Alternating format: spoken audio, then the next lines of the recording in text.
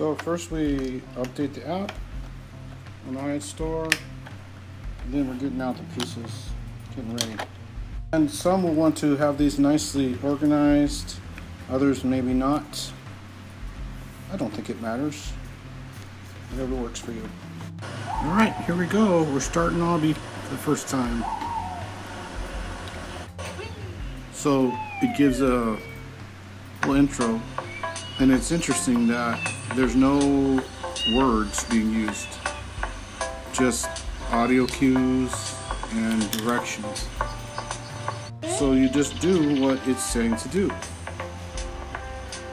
So now it's progressive, and we're going to go to the next square. Touch the screen. 2. There you go. Easy peasy. Oh yeah. Now let's see if we can make him around this corner. So as we play this together, I'm finding it lends itself pretty well to trial and error and not getting frustrated when it's not working exactly perfectly right. So we work together on it.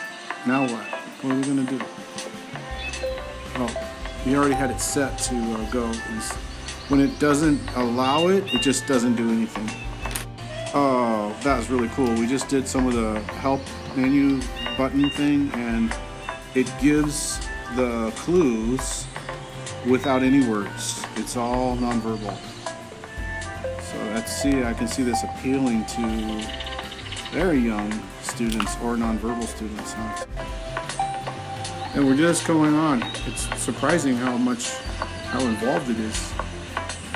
Imagine it's probably like made to be at least a 30-minute episode of coding for the first time. Anyway, what do you think so far? I think it's worth trying, but it is cognitively demanding, and I think the littler ones will need a little help along the way. Let's see how it goes. Alright, so thumbs up on coding with Awbie? Yes. Alright. Maybe 15 minutes at a time. Wait, that's how the camera.